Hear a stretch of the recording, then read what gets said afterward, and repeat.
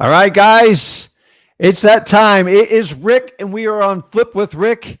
And today we are talking about comping, and we're specifically going to talk how to comp properties in your wholesaling business. And there's a huge difference when you clarify and say, hey, I'm going to comp for wholesaling. So I'm going to show you how a lot of you guys comp like your realtors. And unless you want to be a realtor, you want to go get your realtor's license and you want to live in realtor world, I'm going to give you the correct way to do it. Now, is there a wrong way and a right way to comp? Technically, no. But the reality is we are wholesalers. Our job is to find motivated sellers and try to minimize our time doing analytical data, because that, for the most part, is not going to make us a ton of money. Your best deals are going to come from motivated sellers. So if you guys are new to the channel, do me a favor, use the comment section and introduce yourself. Let us know what market you're in. And everyone's like-minded here. I am here to help. People in the comments are here to help. I have some veterans in here. And when I say veterans, people that started out doing nothing and now they're doing tons of deals. And I really think that's awesome. And honestly, it's what motivates me to keep doing this. So I'd love to hear your success stories. If you have them, post them. And listen, wholesaling is it's really unique. And I love it. And if you guys haven't heard this story, you just go to my YouTube channel at Rick Ginn. I go into depth on how I wound up doing this business. I did everything wrong. I did everything backwards. And I found wholesaling and it completely changed my life. So you guys know, probably more of you know my son than me. My son is Zach Ginn. And he's been doing this 5 years, going on 6 years now. And I've taken the same mentality on how I've taught him. And we use this channel to work together. So we have a wholesaling business. We do 7 figures a year. And we have our private channels, not private, our public channels. And we have unique content on there. So if you have a chance, go over and make sure you subscribe to those, Rick Ginn and Zach Ginn. And then we get together once a week on this channel. We have a blast. So if you didn't catch yesterday's episode, it was wild. It was really good. And we try to keep it authentic, keep it real, and show you how we actually work on deals. And that's it. So you guys have the comment section. If you want to go on live, okay, just go over the Wholesaling Houses for Real Facebook group, click on the live stream that's promoted for today, and then there'll be a link in there to get your StreamYard link so you can get access to it. So you have to be subscribed to our channels and you have to be a member of the Wholesaling Houses for Real. So if you're not, do me a favor, go ahead and take that action. And then maybe by the end of this live, you can get on there. So I do first come, first serve, and I try to make it as simple as possible. So today is Friday. If you guys act differently on Friday than you do Monday, you're doing something wrong. Okay.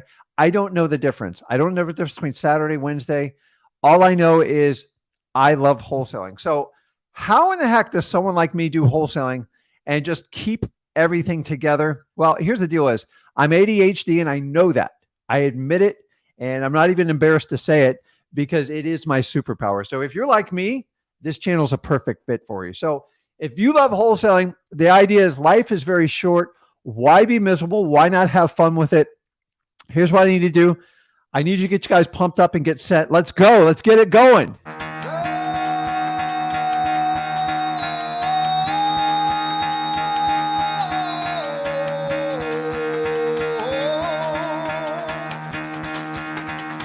Get the fuck out of bed, bitch. Go.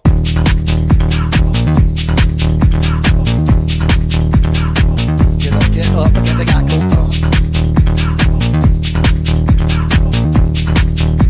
Time to wake up, bitch. Get up.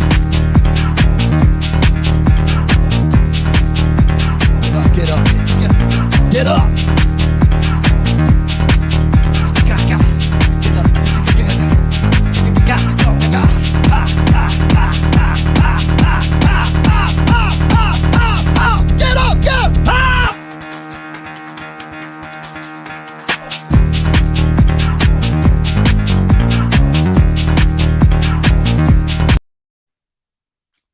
Okay, guys, that's what we're talking about. So a lot going on in that video. We've been using it for a while now. So yes, we do have exclusive permission to use it from the creator. The guy's amazing. So you can check him out on YouTube. But that's it, man. So the really cool thing about wholesaling is you get to choose who you work with. And there's very few businesses that you can do that. Sometimes we have such difficult people, we just walk away from them. And honestly, I'm going to do an entire live stream on that at some point, or maybe just a video to kind of shorten up. So let's talk about comping. Okay. I'm going to walk through an instructional on comping. Today, I'm going to use batch instead of prop because we use both. We promote both. Actually, I use both in my business for full disclosure. And yes, guys, I do pay for it. So by doing and walking you through a comp, I'm going to walk you through everything. So what I want to do is kind of give you the rules of wholesaling first on comping. And then what we'll do is jump in the batch. We'll use a property and we'll go ahead and run it. And I'll show you how it kind of works. I'm not going to go like deep dive because if I told you guys you're not supposed to be 10 minutes, I shouldn't spend more than 10 minutes in the comp process, right? So if I'm going to hold you accountable, I have to be accountable. So if I go past 10 minutes when I get in the batch, you start screaming at me. I don't care. So awesome, man. So we got a lot of people rolling in here. I'm completely solo today. So be nice to me, guys. Let's see here. So let me jump into my screen and let's start doing this. So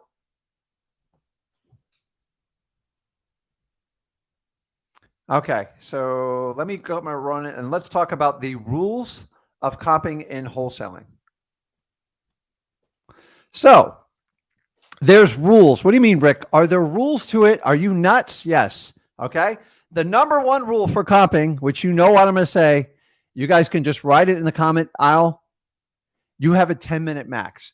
Rick, why do you and Zach have a 10-minute max? Because the reality is most people you're working with, when you're doing comps or anything like that, is the odds of them doing a deal with you, they have to have motivation.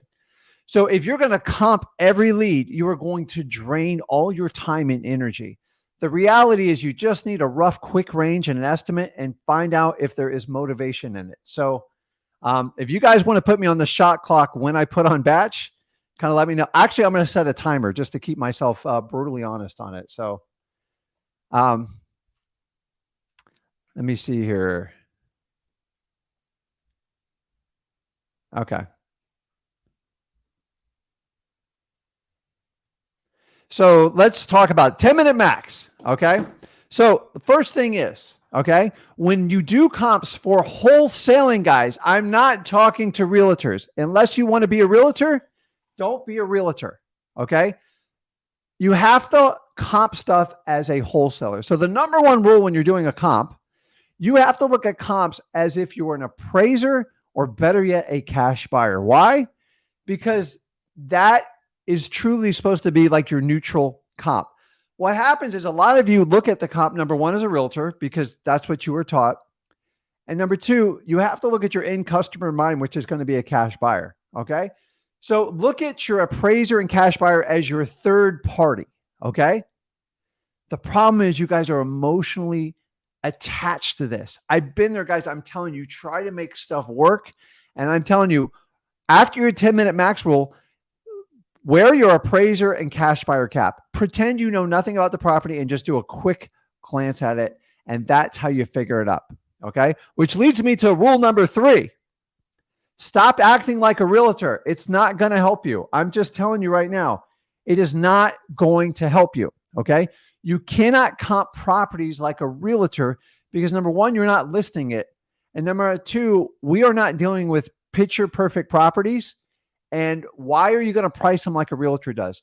Guys, you know, when a realtor says a property's worth $300,000, they put it on the market for $399. Number one, if someone wants to pay them that price, they're happy to collect it, but they do it so they can make the buyer feel like they got a deal. Okay. You're going to do it the other way. You have to be neutral.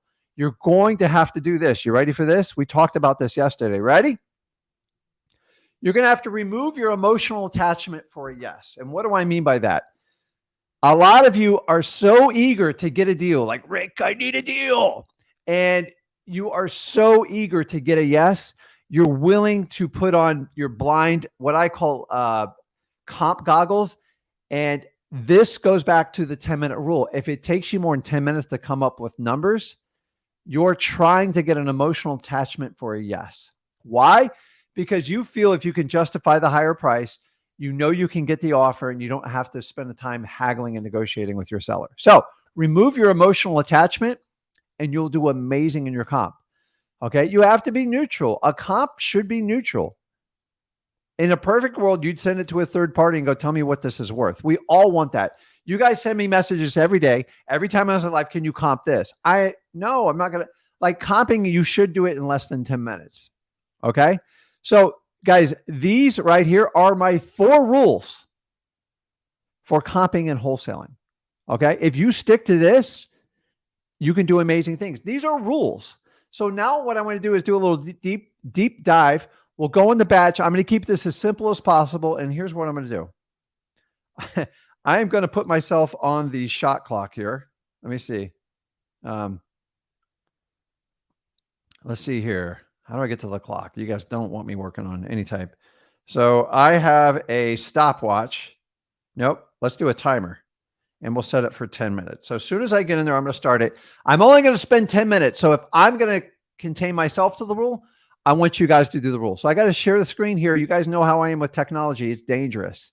So Zach's not here. So hopefully I won't screw this up. Let me double check the comments. Awesome. Okay. So bear with me. I'm going to go into another screen and we're going to walk through a comp. And I promise when we're done doing that, I'll take all your questions. We'll talk about comping. We'll talk about wholesaling and we'll have a lot of fun with this. So guys, I'm telling you, comping, you have to simplify it. If you're complicating it, you're looking at it as a realtor. Okay. And I'm even going to show you how to comp stuff when there's no comps for it, because that's some of the challenges we deal with as wholesaler, right? So, okay, let me jump in and figure out how to share my screen. Uh-oh, let's see here. Okay. So let's do this. Okay. Windows.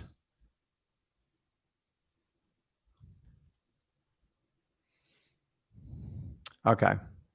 I'm in it right now. So here's what we're going to do. I am starting the timer on this. So what I'm going to do is just randomly pick an address that I have on here. It doesn't matter, guys. I'm not going to say the one thing I'm not going to do when we do the live. I'm not going to comp because this is not like a professional job, so to speak. So if you guys are new to Batch, this is a great introduction to you. It's a great service. We use it in our business all the time. Remember, we use Batch and Prop, and they both have their nuances. Batch is really good at comping. I have no qualms with what they do. It's actually an amazing product, and that's why we do it. So I pulled up a comp here, Hillside Drive. I have no affiliation with it. I promise you, I haven't bought this house. I haven't done anything. So the first thing is you get a picture of the property. So the first thing I'm going to note is just one level. Okay. I'm making sure you guys can see a screen. So guys, I see your comments about a non-disclosure state. We can do this stuff all day long. I am not going deep diving on comps. I'm just showing you some basic ideas on it. Okay. So you know that the hassle with like non-disclosure states, they do estimates on it and it works just fine. You guys are spending way too much time trying to figure out comps when you really need to be focused on motivation first. Once you have motivation, then you can do a deeper dive into the comps. So on this, I'm just going to click details on it. So I always look at the picture. Now, don't get me wrong. The pictures come from the tax records. If you want to cross-reference this, go to your property appraisers. Sometimes you get a little bit better picture. You get some more details with it, but that's where they're pulling the records from. So it is a one story. So basically I'm going to come over here and guys, look at Badge. There's a ton of value that they provide in this. It's pretty robust, but I'm just talking about comparables. Okay. So now I'm going to go into comparables. Okay. And it's going to give you a zoomed out version of it. Okay. And then if you look on the bottom here, so the first thing is you can set your filters. Okay. So you can go through each class, residential. I'm looking for solds. You can do solds, actives, or pendings. I like to look at solds. Okay. And then what I do is, so you see this sold in the last 12 months, and I'm going to go into further detail on my next screen with it. You can change the range as far as what you want to change with it. So I just set 12 months to make it simple. Guys, these filters go long and deep. I'm not spending a lot of time and energy on them, but you can go ahead, you can go in there and change any one of them. Okay. You can do built. I'm not a big fan of, I'm not overly caring about if what year they're built. If you decided if you want to ignore pool, I'm going to click no, and then we'll do pools with comps. You can do pools without comps. So do you want to ignore pools? Do you want to not ignore pools? Now, I don't know if this one had a pool or not. Let's take a look here. Male vacant property.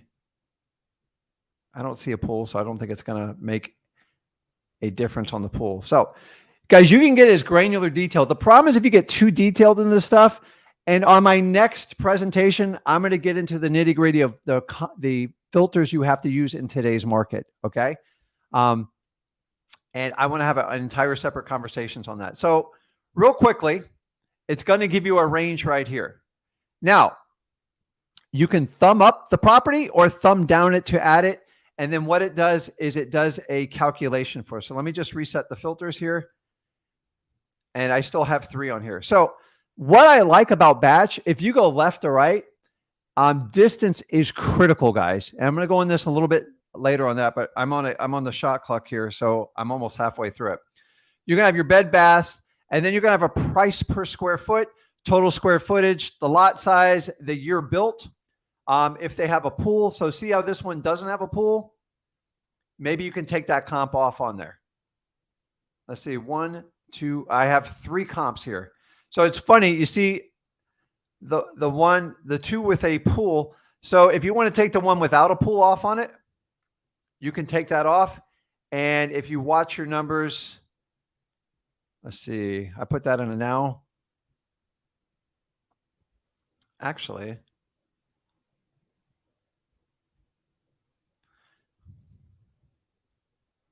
okay.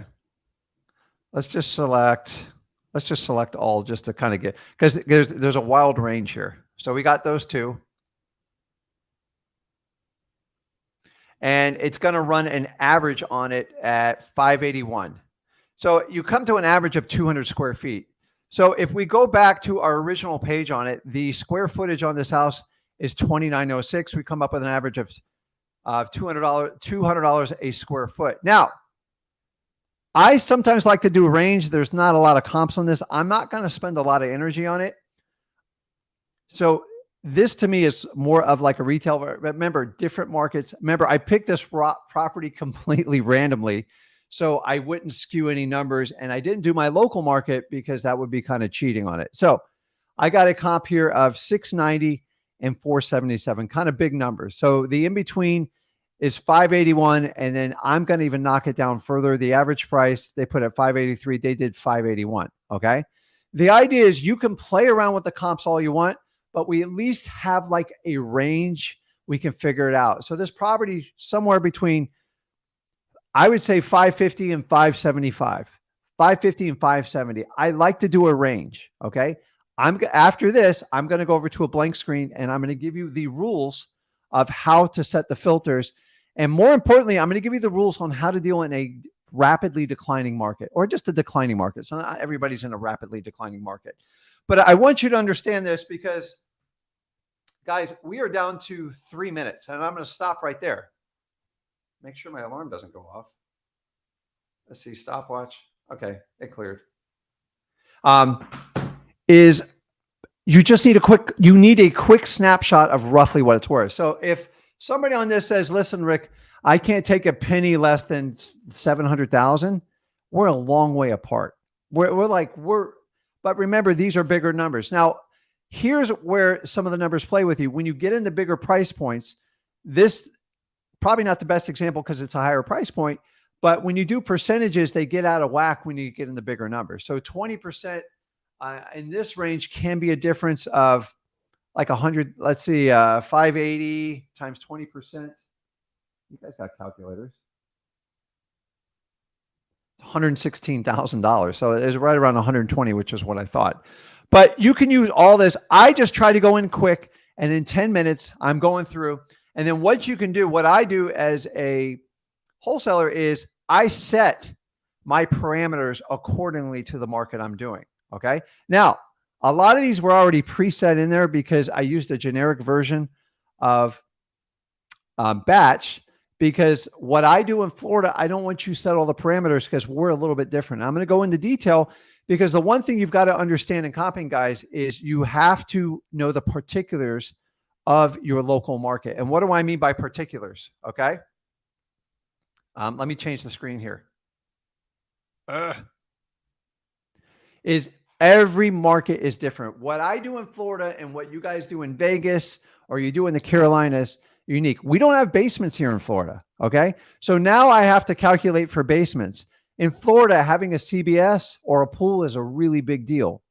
When I go up to the Northeast, it's more about basements, and you guys have to deal with frozen pipes. There's a lot of things that factor into the decision. So do you understand that? Let's see here. Let me get rid of that banner. I don't know why I left it up there. Sorry about that. Is you have to understand comping has to be quick. Okay. I like to use batch. Okay. And guys, if you want to use batch, just to give you an idea, let me look at my screen here. Okay. I'm going to share the screen one more time. If you go over to zachdata.com, where is it? Oh, I'm just going to show you this one so you know. If you go to zachdata.com, and just to let you know, they are running a special. They only do this like once a year. Me and Zach personally take advantage of it. And this is only if you do a lot of wholesaling. If you're a beginner, please don't do this. I'm just telling you right up front. Maybe 10, 20% of you that are getting some traction on it, you can prepay the entire year and you wind up being like $69 on average. But you have to prepay the whole year for full disclosure, and you get 30% off. So that's the end of that. I'm not going to do that. Let me take that off the screen. And that's it. So what I want to do is run you through the rules and the rules of wholesaling here. So I'm having some technical issues on churning on the screen here. So I'm going to turn on my iPad here, and I want to show you. Let me see this. Okay. So there's a couple things we have to understand when we do comping, okay? And more importantly, the most important thing is in today's world, which prices are going backwards, buyers are getting scarce, and inventory is rising. So you have to understand how to share this data. So the main thing is, let me see if I can bring this up. If not, I'm just going to spit it out because I don't want to waste time on it. And of course, that wasn't going to cooperate. So I'll just read it out to you. So how do we comp in a market like today? Okay. Guys, understanding comps are a range. They're just a range. I like within 10%. 10%. Do not go much further out of there. So if I see a property, I'll have a range between 200 and 220. Okay. For simplicity, take the lower. Okay. In this market, take it the lower. Last 4 or 5 years, you all picked the higher one, and you weren't completely wrong in doing that. But things have changed. And I want you to understand that it's very important you understand on how to comp. The next one is, okay, apples to apples. Do you know what I mean by apples to apples? Okay. You have to compare like type property. So if you have a 322, compare it to a 322. If you guys have basements, they all have basements. I don't know how basements work. I bought a few houses with basements, but I don't understand them. And I'm jealous because you guys get all that extra real estate to work with. And that is amazing. Okay. My third checklist for a filter is proximity. So I just walked you through batch and showed you how to do a simple comparable. In today's market, you have the choice of picking the neighborhood. You can go to like 0.25, 0.5, and up to a mile. In this market, I'm only picking like the closest proximity to that neighborhood. Why? Because I need the best comps possible because prices are dropping. And if a house sells 3 blocks down and it sells for this price, I'm not comparing it to a comp from a mile or two away because it's going to probably screw me over. Okay. So it's really important about proximity. The closer you can get to the property in these down markets, the better off you're going to do. So Rob recognizes the Beastie Boys. See, this is my crew growing up. So I know my son represents all these logos. And sometimes I sit down on the live and I got to go, what the heck is this behind me? And so I said, dude, can you give me some relevance today? Because I am older. I got a little bit of gray hair. I embrace it, guys. I don't fight it. I got gray. It wasn't from wholesaling. It was from my kids. I swear, especially my son. Okay. So let's talk about date range. You guys remember when I pulled up date range? It gave you from, you could go as little as 30 days all the way up to 2 years. Okay. In a downward market, you have to stick to 90 days or less. And honestly, I'm trying to get that number as tight as I possibly can. Okay. Tight as I possibly can. You have to understand that because when prices are dropping, what's happening? Comps are dropping. So you have to run comps often. So if I'm dealing with a seller, I put them up follow-ups. They don't take my agreement. And then they come back 3 months later and I'll take your offer. Whoa, wait a minute. Let me check the comps. The comps go down. You're going to have to adjust your offer. Why? Because the cash buyers are paying less in that area. And I don't want you guys to get stuck. It's brutally important that you understand this philosophy. Okay. Because I got to be honest with you, in the last 4 or 5 years, really the last 8 years, you could pick the medium range comp to the highest comp and you could work and do follow-up with a motivated seller. And you could come back in 8 months and you're happy when they took your offer. In a down market, it's completely opposite. Okay. You have to adjust your offers. If they don't connect with you in that 30 days, you've got to communicate to them and go, listen, I want to buy your house. But like if we don't strike an agreement, if you call me back, I'll be excited to hear from you, but I got to look at the numbers again. And guys, what do you guys know?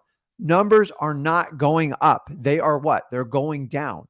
So use it as a leverage when you're working with your motivated sellers. And it doesn't mean you're making more money when it goes down. It just means the cash buyers are paying less. So once you understand that, you can get it. Okay. I talked to particulars to the local area. Okay. CBS, pools, basements. Like we don't even look at heating in Florida. Like we don't even understand what heating is. Okay. I don't think I've turned my heater on. So I've been in this place a couple of years. I think we turned it on once. My wife fired it up. I go, shut that thing off. We have a pet peeve in Florida not to turn on the heater because guys, it's like an inferno, like 6 to 8 months out of the year here.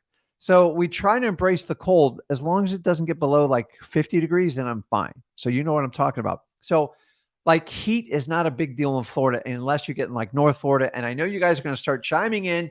If you live in a cold market, especially people in Alaska and like Maine and stuff, like, are you crazy? But that's what I'm talking about, particulars to local areas. Heating is a big deal if you're in an extremely cold environment. So I have friends that live in Wisconsin. God bless you. You know who I'm talking about. You people that got to plug your car in the morning, blow me away. I mean, that's amazing. It scares the heck out of me. And I just, I don't know. I get stuck on it. Like this where I'm getting off track on this. So love the spammers in here. So we talked about particulars, and then here's my last little rule. Okay. I've always done this. Okay. And this is too unique how we operate. If you have a good solid amount of comps, take the high one out, take the low one out. It'll keep you brutally honest with your comps. Now, sometimes we have comps where we can't find a comp. Okay. Let me know in the comments if you've ever been stuck on a property like that. Okay. I'm going to give you a simple way to figure that out. Okay. Here it is. Usually when it doesn't have a comp, it's usually in a very remote area, or you're in a smaller population, or there's something really unique about the house. Maybe it's built like, so I've bought houses, particularly in Port St. Lucie, and they look like a military bunker. There is no curb appeal. They look terrible. Somebody just decided they were going to build a house on their own, and they did not care about curb appeal. Okay. I couldn't find a comp for this property to save my life. You know how I comped it? I figured out what the rental rate on that property is, and that's how I figured out my comp. Okay. So if the property rented for $2,000, I realistically could, if the house is in good shape, I could charge $200,000 for it in the current market, because that would give a renter what? A landlord, that would give them a 10% return. And that's usually gets landlords excited in my area. Now, that number might be a little bit different based on where you're at. Okay. If you're in a densely populated area like Miami, Tampa, Atlanta, that number is probably going to go up because they will bid it down. So they would get they're okay getting a 7-8% return. Me, that just drives me nuts. So if you have a property and you can't find a comp, you're not going to find a comp, because if the realtor has the same information you do, figure out what you can get for cash flow on it, and then sell it on its cash flow return. Okay. It's a really, really simple formula. So if you got $2,000 a month, okay, and it was over 12 months, that's $24,000. And I'm doing the simplified version, $24,000. Okay. Then you divide that by the price. Most investors want at least a 10% return. So that would give you $240,000. Now, the problem is you've got taxes, you got insurance. So I'd probably knock it down to 200, and I know it'd be a deal. From that 200, I'm going to make an offer. I'm going to make my lowball offer. I'm probably going to come in at 110, 120, and I'm going to work my way up from there. My worst case scenario, I know what I can rent it for. Remember, I don't want to rent this property because it's brutally ugly. And unless I'm getting a ridiculous cash flow on it, I don't want to touch it. Now, if I don't need to do work and I can get terms, I'm all about it. But if you need to comp a property that you cannot find a comp, if it is ugly and it doesn't seem right, or it's in a rural area, just use the cash flow method. Okay. And the cash flow method is just figure out what someone would pay for a rental on that. Look for like-minded properties. Renters, they don't necessarily care about the curb appeal as much. They care about location the most. So, guys, that is it. On comping, I know I went a little bit longer than I want to do because I want to spend time talking to you guys. So if you guys want to jump on the live, go over to Wholesaling Houseless for Real, click the live stream link pinned to the top for the day. And inside there is a link to do on one-on-ones for live stream in StreamYard, and you're happy to connect. So I got people set up. I'm happy to help you out with them. And guys, let's get into it, man. This is what it's all about. So if you guys are brand new to this channel, make sure you go over to freewholesaling.com. This is a course me and my son created. And you're like, oh my God, it's a course. I swear I'm going to have a Black Friday sale on this thing. It's free, guys. It's 100% free. And the reason we do that is because I want you guys to be successful in wholesaling. There's too many scam artists out there. There are legit people that teach it, but honestly, wholesaling is so simple. I don't know why you would pay someone for the skill set when the reality is you have to do the work. And if you can do the work, you're going to do amazing things. If you're not going to do the work, no matter, you could get the greatest coach in the world. You could have Tony Robbins sitting back, massaging your shoulders. If you don't do the work, you're not going to get a deal. It doesn't matter. So there is a super high failure rate in wholesaling courses, particularly wholesaling courses. And I'm here to tell you, I'm here to combat that. How do I combat that? Number one, I make it free for you. Number two, I give you the best dang material out there. And number three, I keep it all relevant because I wholesale. Okay. I do some higher end fix and flips, but honestly, it's an entire paid crew. And honestly, I just run the numbers, and it's a much more advanced skill. Wholesaling led me to that journey. And if you want to get there, you got to start with wholesaling. And by the way, you guys know the answer is there is no shortcuts to wholesaling. Anyone says, I got a way where you don't have to fight up with wholesalers or do anything. No. You're anything in life you think you're going to take a shortcut, you're going to screw yourself in the long run. Ask me how I know this, guys. Okay. I'm approaching 53 years of age. My birthday's coming up very shortly. And I've learned a lot in this. Okay. I have fought the fight. There's nothing you can share with me on here that hasn't happened to me. Okay. I've been sued. I can't tell you how many times. I've been in disputes with other wholesalers. I've tried everything, and I've had to learn my lesson. So I have a lot of battle scars, and I want to teach it to you guys and help you out as much as possible. So let me jump on the question, see if there's any I can answer here for you, because I'm not as quick as my son on this stuff.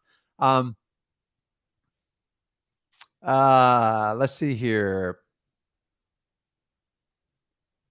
So Nathan, I think I shared with you on the formula for investors on a cash on cash return.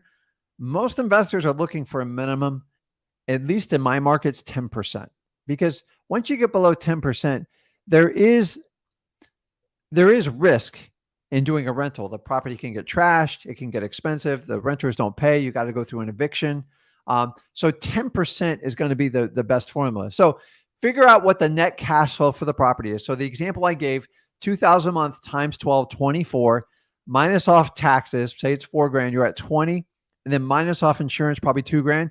So that's 100, that's 18,000. So if I divide that by 10%, that would give me an end price of 180,000. Now, remember, you got to buy it substantially lower than that because that's what you're going to sell it to an investor for. I'm telling you, I have investors that stand in line. It's really hard to get 10% in my market. It's just because the numbers are so big. Okay. So remember, if I buy a $350,000 house, a 10% return would be $3,500 a month. Okay. That's somewhat of a challenge. Okay. But that's a good starting point. Now, that's not my number has got to be higher. But investors are trained if the return is too high, they think they're in a very risky neighborhood. And that's usually the case. So test it out. If you go to a subpar neighborhood, meaning there's a lot of crime and it's risky and there's a lot of vacancies, you can usually get a much better deal with it. But investors, they sometimes want high as a 15 or 25% return. And I've been sucked into buying those properties. And what I do, I turn into a motivated seller because I can't make them work either. So be wary if the return number gets too high, because sometimes it's harder to attract investors to do that. So Romy says, you ever going to go back to 5 o'clock lives? I might. Maybe we do it when the time change comes. We're just changing it up and giving people more exposure. The really cool thing is I do like the live part. And by me coming on earlier, I'm able to access some people that couldn't do it before. And Romeo, keep in mind, everything is recorded. So if it's recorded, you get the best of both worlds. And remember, you can go on my channel, Rick Ginn, you can go on Zach's channel. And then we have more shorter clips that we do our content on that's recorded and edited, all that fun stuff. And either way, I try to help out as many people. So we'll probably rotate it back to it eventually. But for now, it seems to work. And we kind of did around the time change and just thought, we try to help out some other people. So, but either way, we're connecting with her. So if you guys are at work watching this, give me a fist bump, give me something out of that. I've been in your place. I have done all that. And I'm telling you, I get it. So, let's see here. So I am going to jump over to lives. If you guys had a chance,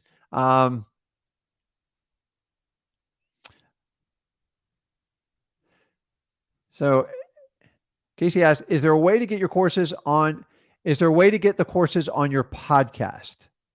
Well, it's impossible to put a course on a podcast because there's PDF files with it. There's templates. I believe we have Word docs, everything on that. By the way, I appreciate you and Zach so much for the information you do. So here's the really cool part, Casey. The way society is working now, I don't know about you, but I love YouTube. I mean, it's just, you can learn anything you want. That's one of the reasons you guys are connecting me. Maybe you're on Facebook. Maybe you're on Twitch. I don't know. But I take my YouTube everywhere. So here's a little hint. I get up early and work out in the morning. Okay. And what I do is, before I let the TV put any garbage in my head, or I let anybody filter me or hit me with an email or a phone call, I get 3 hours before anything I get done before like 8:30 in the morning. I know I have the freedom to set the intention for my day. So I'll go work out and I'll listen to my YouTube. I used to do podcasts, but I got to be honest with you, the way YouTube works stuff like now, you can just listen to it. Now, I've learned a little secret with YouTube. I'm not promoting YouTube, but you could do the premium paid version. I think it's like $12 a month.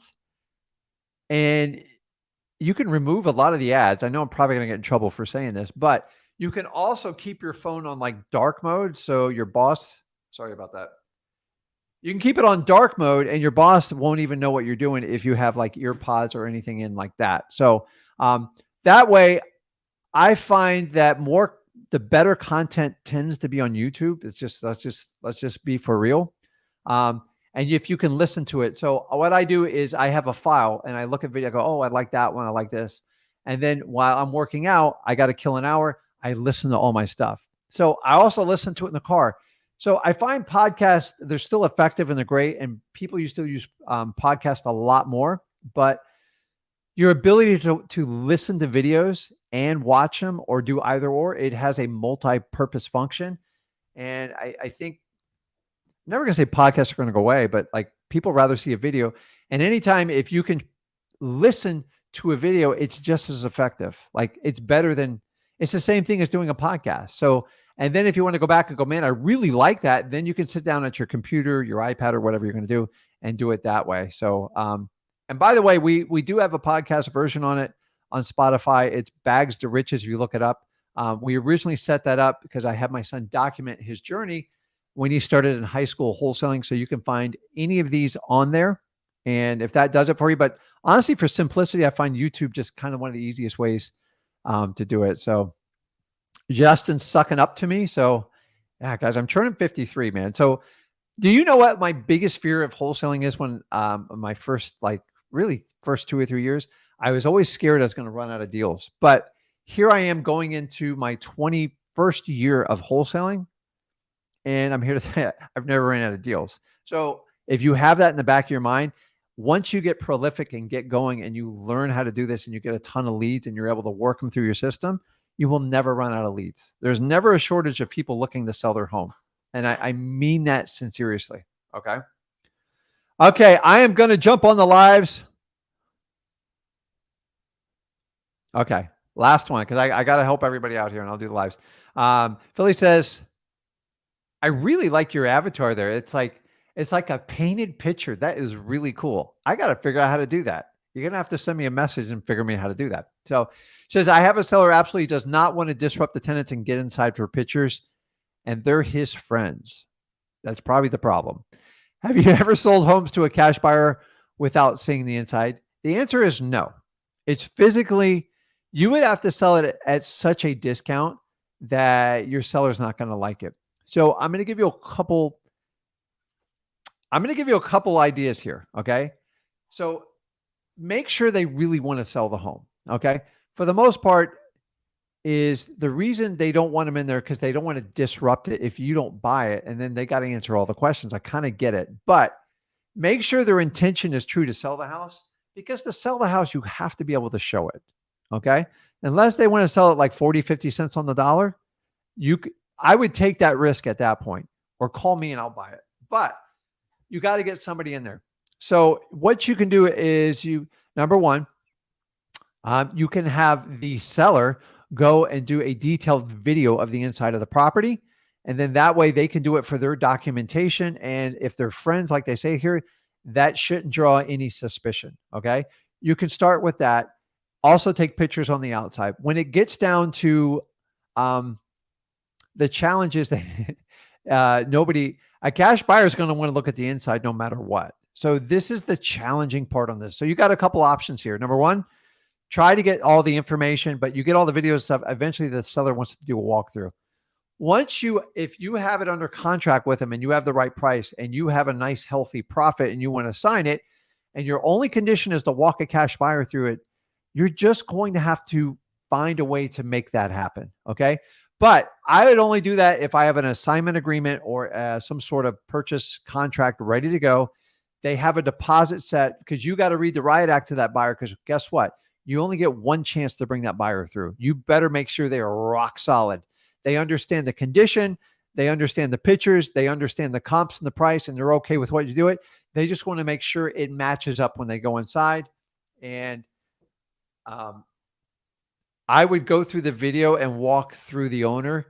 If you could do it with them and just say, listen, this is kind of my friend, and he knows how to run the video camera, and I don't know how to do this. We're just going to be in and out in 5 minutes. And then you can assess it, because the main thing is most cash buyers, I will tell you this, pictures never do justice of what stuff's going on. Pictures cannot account for smell, and pictures don't give you a 3D dimensional of what's going on with the house. Okay.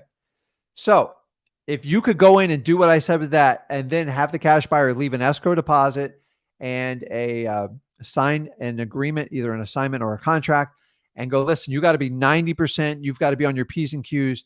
At that point, you can bring him in and just like, listen, I have a contractor walking through just to give us an idea, because I'm thinking down the road somewhere to maybe do a renovation on the house. I don't like to lie to people when I go in there. So just try to come up with a story that somewhat makes sense, because they're giving you restrictions.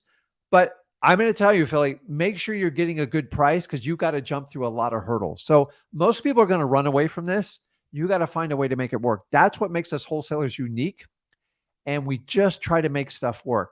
The main thing is, why are they so concerned that if you bring someone through there, what's going to happen? Like, if they're friends, they should be very easy to work with. So I'd find out if they're paying and how much they're paying. But so the only other way you can do it is if you walk through and go, man, this is great. You can do a double closing.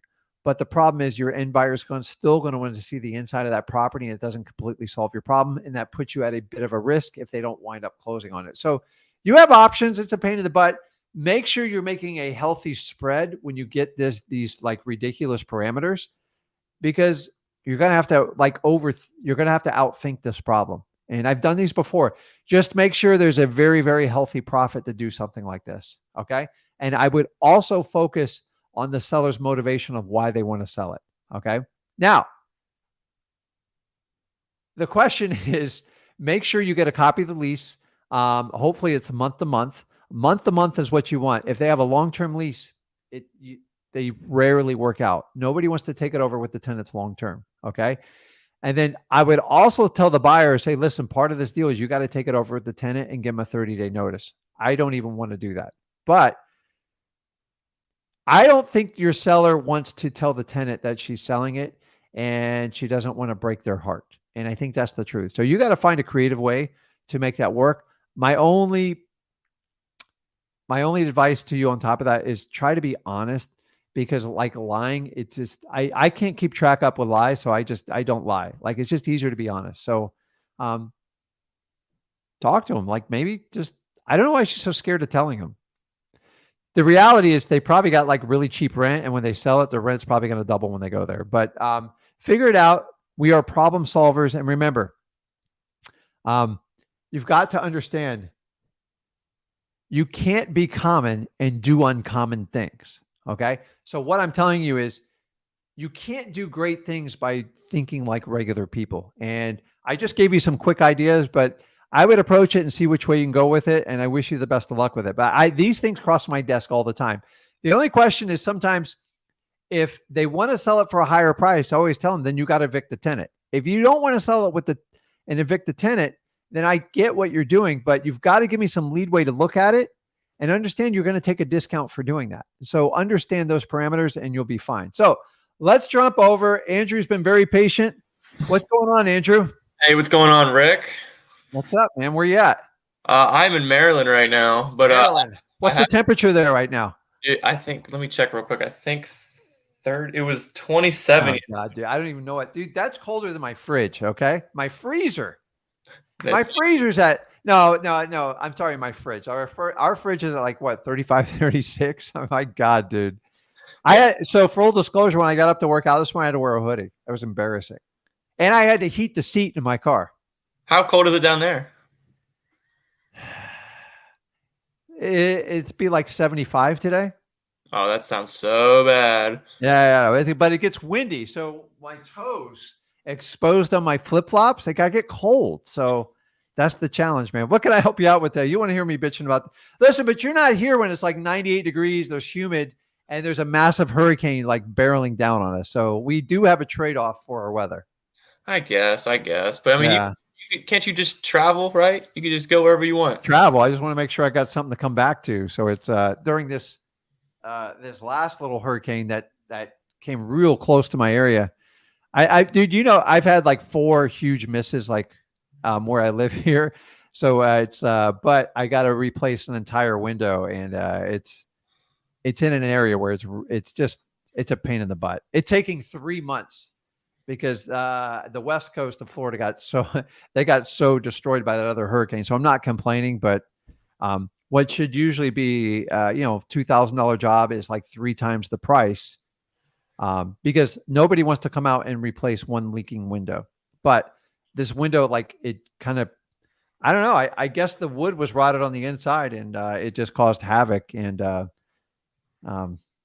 didn't know it when I bought it, but like I know it now. So it's but I tell you what, imagine 30, 40 gallons blowing through your window at 70 miles an hour, and you have no power to get the water out. So when I ran out of towels, I had to like do a mop thing, and I had to do it all night. Otherwise, I ruined the entire house. So it did suck. But I've been through so many hurricanes. I know exactly what to do, how to handle it. And I'm like you, like when the big one comes, I just pack up, and I figure I just got to remodel to come back to. I don't stress about it anymore. So it's, when you have money, you can have options in life. And then I know I'm going to be so busy when I come back buying houses. So if you guys don't know this, in 2004, when I actually first started wholesaling, going into the end of my first year, well, technically my second year, I contracted like 22 houses that were hurricane damaged. I had no idea how to close on them. I had no idea what I was going to do. And I had to get a bunch of help and stuff, but it was, I thought I was going to rehab them because that's what I learned at the time. And then that's how I discovered how to wholesale, because I couldn't get anyone to put roofs on them. I couldn't get drywall. And that's how I discovered wholesaling, to be like, really got efficient at it. And I just sold it. And then I figured people to buy the property, they could take their insurance check. I'd take the property as is. And they signed some documentation a lawyer came up with. And that's when I like, oh my God, I can flip like 40, 50 houses a year like this. And the rest is history. So tell me what's going on and what I can help you out with. Gotcha. Okay, so I see on let me go to it here, on your guys' free wholesaling course, and it says JV with me. In order to submit, it has to be 75% of the Zillow price, but mine's 80%. Is that still like, should I? So the reality of it, just to be honest with you, is we want to focus on motivation. If people aren't going to give discounts on it, usually the motivation is not enough there. The reality is, when you do a JV, I'm just going to tell you the truth on it, we have to split it. So if we split it, it's got to make sense, because I don't want to make a little tiny bit of money and you don't want to make a little bit, tiny bit of money, even though you would learn. But you got to understand, I'm kind of taking the risk on it when I do it. I've learned a lot about JVing this year. I mean, a lot. You guys have given me more data, and me and Zach are actually going to be sitting down, what are your end goals, and find a program that works a little bit better. I've had amazing people, but guys, you got to understand. So when you submit that, you've got to understand, I have to pay people to process it. I don't charge you guys anything. Okay. So you got to understand, we spend more money sorting out the bad deals to find the good. And you don't understand. So on average, sometimes it takes 700, 800 deals. Do you know how much time it takes to go through those? It's a lot. So we're learning parameters, and those parameters are going to be changing because we're in a completely different market. So I'm going to be honest with you, it's probably not going to cut the mustard. I just save you the chase. That means, do you have it under contract yet? Yeah. Okay. Have you tried to find a cash buyer? I have, and I'm not having it. I've posted it on like 2,000 different Facebook groups. Okay. So you know what I'm going to tell you next, right? Find some cash buyers. No, so keep doing that. But how long have you had it under contract for? 8 days. Okay. So have you talked to cash buyers? Or have you just posted for cash buyers? I've talked to cash buyers. Let me go here. And what do they say to you?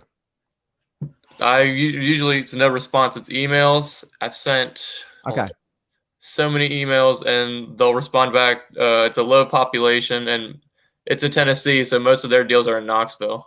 Okay, so what's the population there? 12,000. Yeah, so it's so right off the bat, so our minimum population, I think we set at 40. I think we changed it to 50,000, and then the other one was the Zillow at least 75%. So it probably would. If you submit it, it would be bounced. Like we just say, listen, it doesn't meet our requirements. I'm just honest about it. And these requirements are going to get tighter. We're going to find a more efficient way to do it, because people don't work for free, and I don't want you guys to work free. I don't want to work for free, but like, it's got to make sense. So one of our biggest problems on JVs, and maybe you guys have suggestions for it, I'm wide open, is A lot of people, they'll get it under contract. They do a great job. They don't necessarily get the right price. Most of the time, you guys are working off the wrong ARV. You're reaching on the ARV and you're not getting the right number. And then you try to market it everywhere. And then when you don't find success, and I'm not talking about you in particular, so don't, is like some people think I'm a miracle worker. And I have some of the smartest people I work with. And they're like, Rick, like we're getting the contract 2 or 3 weeks and it expires in 30 days. And so we actually, you guys, I don't think you realize and understand this. We actually sometimes get on the phone with your seller to help you out, to get price reductions or get you out of a jam.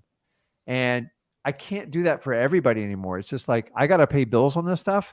And that's the challenging part. So we're going to find a better way to do it, because here's how most gurus and coaches do it. And I'm not saying it's wrong. They make you pay like a fee up front, call it whatever, $1,000, $2,000. Okay. Then you go through their coursework. They teach you how to search for these properties, and then you submit it. And guess what? They're still going to cherry pick you like crazy. They're only going to take the best of the best. And that's the challenge. And I don't want you guys to give me $1,000 because I don't know, man. It's like, I'd rather just make money with you. So my honest truth, I would talk to cash buyers by this weekend, like talk to them. You're going to have to get past the email. Try to get someone on the phone and go, listen, can I talk to you about this property? Give them an address and ask, what would you pay for this property? And just listen to their honest answer and use it as feedback. And remember, you have to remove any emotional attachment you have to the property and just go, okay, I get it wrong. Guys, I get prices wrong every now and then. I do. Like, there's no perfect way to do this business. Okay. Sometimes you hit and sometimes it doesn't work. The only time you get in trouble is when you don't listen to feedback from your cash buyers, which is more important than ever now. And you just keep racking along and buying properties at, 80, 90% value. You're just going to be like wasting time. So I would try to get one on the phone. I don't care what you got to do. If you're going to be a wholesaler, you got to figure out how to talk to people on the phone and go, listen, I have an address. Can you take a look at it real quick and call me back, or just do it while we're on the phone and just listen to them? And when you hear 3 people, and if the price is at the contract price you bought or a little bit low, at least you can take that information and go back to your seller and go, listen, it's not going to work. Like, you're going to have to come up with a reason. Here's how I do it. You ready for this? So if you have to go back and unwind, how long's your inspection period for? It's until the closing, so until the 4th or sooner, or the 4th of November or sooner. So did you set up like a 30-day type of deal, roughly? Yeah. Okay. So do not wait till the 28th, 29th day, because that's just crappy. Okay. And number 2, if you cannot get the feedback you need and the numbers off, is you now have to go back and go to your seller. So the easiest way is say, listen, I'm sorry, I have to cancel the contract. You know why you're doing it? You're kind of going, you're going for the no. The same, because if you do that and they go, oh, wait a minute, why are you backing out? No, I really need you to buy it. That now gives you a window to renegotiate with them. But a lot of times when you call them and go, Mr. Seller, I've got to buy this for a lower price, it becomes such a smackdown fight. It's annoying. It's like, and they'll never give it to you. So, and sometimes, honestly, so what's your contract price on it? It's 180. Okay. So if you got a 180 and cash buyers are telling you like, I can pay like 175, 180 for it, it's an easy walk down, in my opinion. That one, you got a 50-50 shot of getting. The problem is if they go, listen, I can't pay you more than 150 for it. Dude, like I'm going in right. I go, listen, I just have to cancel the contract. And it means I want to cancel the contract, or I'm looking for the response to do a negotiation. In my opinion, to try to ask for a $30,000 like discount right off the bat is almost impossible. I've never done it. Like I haven't been very successful with it. So sometimes just by calling them and saying, listen, I have to cancel it. I'm sorry. There's more issues with the house and the numbers just aren't going to work for me. And just wait for the response. And they're going to go, okay. So in the last 4 or 5 years, when you did that with the sellers, they would get excited because they think they could get a higher price. But if your sellers know that the market's declining, they might be much more willing to negotiate with you. But if it's a big gap, it's a challenge. You have to go with the cancellation. Now, if it's a $5,000, $10,000 gap, you have to decide, go, listen, you remember the siding I was worried about on the side of the house? I kind of looked into it and the prices have like tripled on it. And honestly, if I can't get a reduction in the price, I'm going to have to cancel. So I do that for small reductions, like 10% or less. When they're big, giant reductions, I go, I have to get out of this contract. I'm so sorry. And then I'm going to listen to the reaction. If they go, why? I don't understand. I go, listen, just the house is a little bit rougher than I thought. And I got some estimates, and it's just going to cost me more to get the house in the condition I want to get it in. And then you want to see if they're going to give you the signs that they'll negotiate with you. And that's it. So number one, you got to talk to cash buyers. People are ice cold when it comes to email and text. They're just, think about it. They're like, you don't have to deal with a person, you're dealing with data. Okay. So try to talk to someone to and elicit some sort of emotional response to see what it is. Okay. Number two, find out what the number is. And if the gap is small, do the technique I just taught you. If it's big, just say, listen, I got to cancel the contract. And unless they really want to take like a hit, then move on. Like it's really hard to negotiate big price reductions like after you have them under contract X amount of days. It's a brain thing. But remember, keep in mind, if the house is vacant and needs repairs, it's much easier because they're less emotionally attached to the house. If they live in the house, then they're going to like, okay, whatever. And that's what typically happens with it. So guys, it's more important now that you listen to your cash buyers more than ever. The days of just texting and emailing people, they're over. Like they still work. So here's what's happening. The cash buyers are being inundated with offers, and they're only taking the best ones. You would do the exact same, right? Yeah. And that's what's going on. So get one on the phone and go, listen, man, I have a deal on it. I got some, and by the way, if you want to trick a cash buyer into talking to you and get past email and text, then just say, listen, I got this property under contract. I think it's a really good deal. Can I talk to you about it? Okay. Even though if it doesn't sound like a great deal, and then go, listen, I have others coming up in contract. So give them something, even if that deal doesn't work out, so they have a reason to talk to you. Okay. That's it. And guys, just listen, not every deal works out. Not every deal works out. And I'm wide open to any suggestions you guys have on the JV thing, because we're looking to revamp it so we can do more deals. We've done a lot of deals with you guys, but like it's a lot of work going through and sorting through all the stuff. And it's sometimes we're having very good success when we can actually talk to your seller.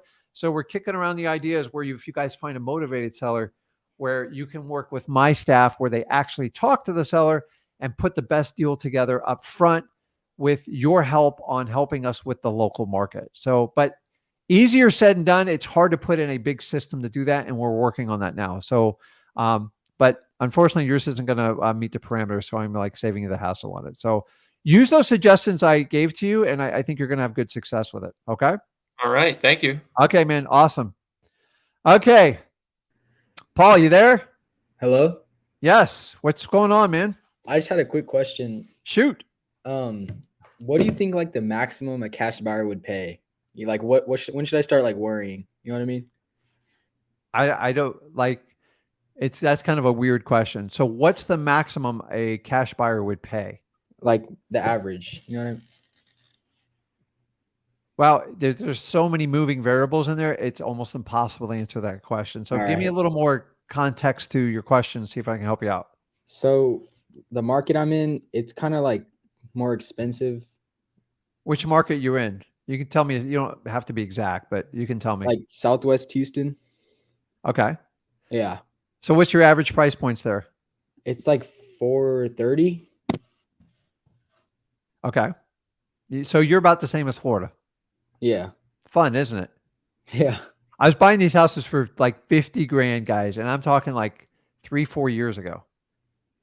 So, okay. So you got to give me a little more context. So I know the market. I know your average price points. Do you have a deal you're working on right now? Do you have something under contract or something you're working with a motivated seller? Not right now. I was just wondering. Okay. So my recommendation to you, have you gone over to freewholesaling.com and gone through on like how to deal with cash buyers? Yeah. Okay.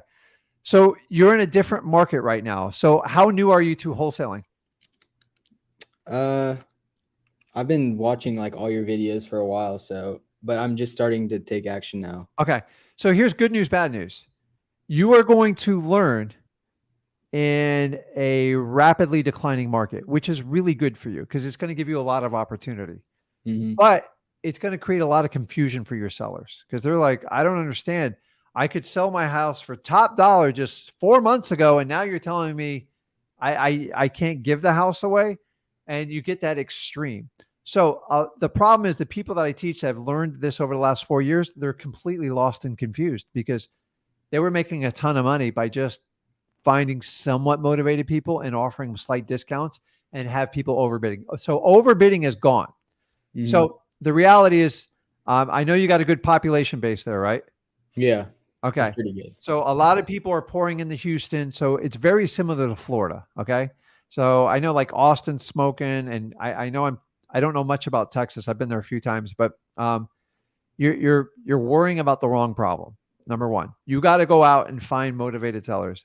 So let me ask you this. If I had a Rolex watch and say the retail value is 20 grand and I could buy it 10, there's no scratches on it. It's a perfect shape. And you have some sort of authenticity report that it's not a fake, because that's the biggest problem you have with those, right? Yeah. And the guy says, listen, I'll give it to you for 12 grand. You know, you could probably take that over to even a pawn shop and sell it for 15. You know, the pawn shop's going to make money off of you, right? Yeah. Okay. But you take 3 grand for just connecting with a guy. That's all you're doing. It's the exact same thing. You're just doing it on a much bigger scale. Okay. So think like a cash buyer. Okay. Okay. Cash buyers want to feel like they're getting a deal. And now they have the power to get a deal. So I always find out what my cash buyers want.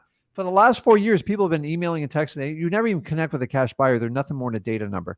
So remember the previous person on the live, I said, hey, what do you need to get?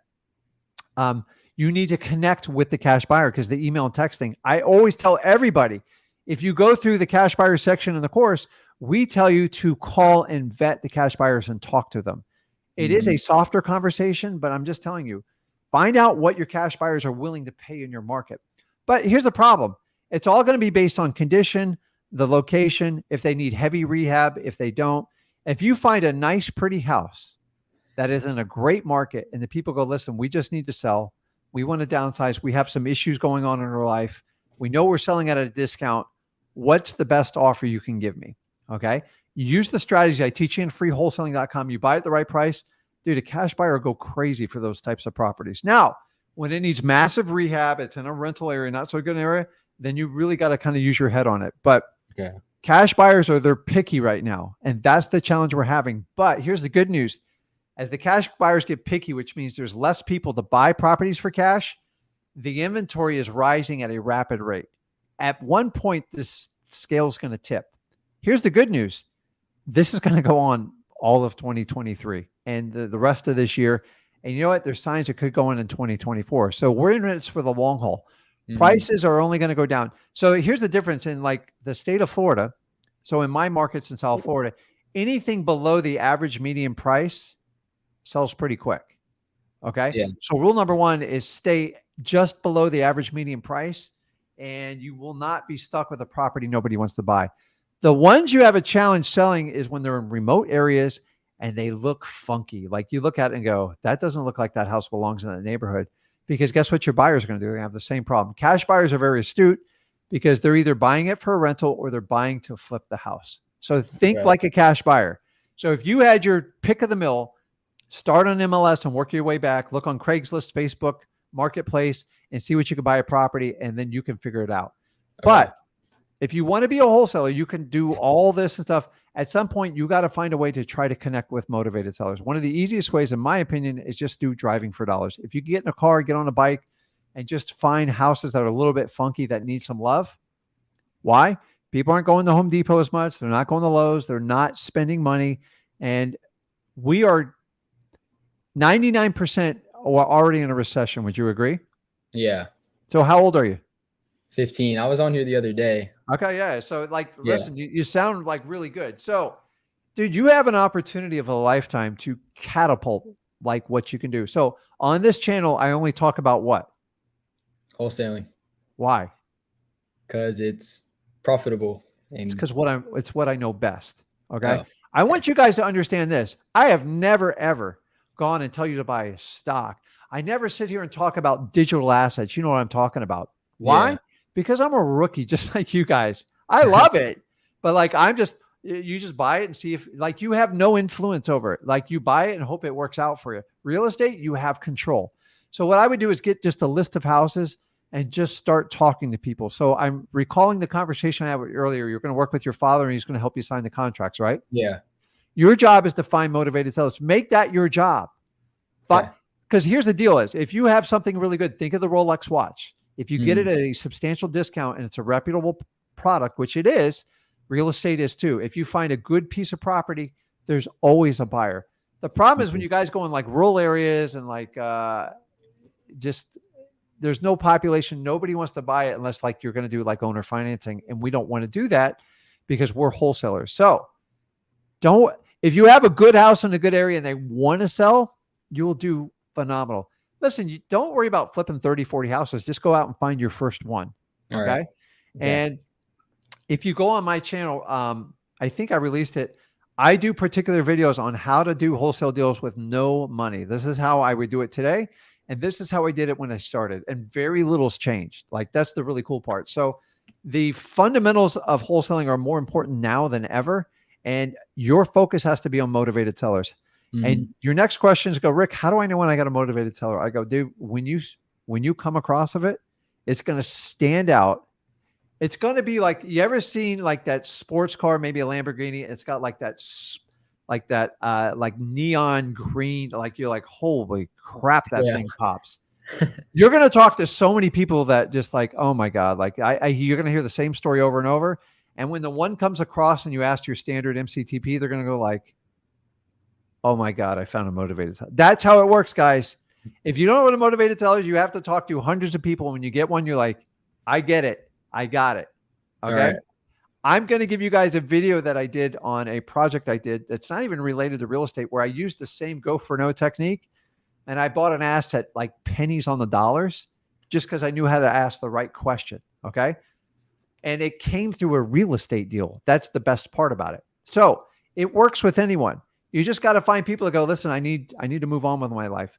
And by the way, this method of wholesaling, it works in everything. The problem is why we like wholesaling real estate, because it's a big asset.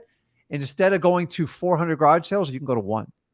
It's called wholesaling real estate. And that's why it's going to work well for you. I'm just telling you, man, it's insane, but I'm just telling you, just find someone and so there's conversations today that I saw from very, very good sources. They're talking past a recession and possibly a depression. Now, I'm here to tell you, Paul, if we get a recession, you're going to see opportunity you'll never see again in your lifetime. Okay? I've never seen a depression, and I'm 53 years old. Okay? So it's a once in a lifetime event. Okay? I don't want anyone to go through a depression, but I'm going to create my own economy if there is one, and I'm going to grab everything. And I'm 100% prepared for it. So if I was 15 or 53, it doesn't matter. If you can use that mindset, you can do some massive damage. You could buy your first car for pennies on the dollar in a recession. Yeah. People can't afford the payments. They can't afford it. You could do anything you want. You could get your house, anything you want. And the really cool thing with the house, you usually get everything in with it. Do you know how much furniture, exercise equipment I have? And by the way, I don't care about any of that stuff. I never have and I never will. But if I was like, Zach's still young. And I was like, hey, listen, buy a house with everything in it because this stuff costs money.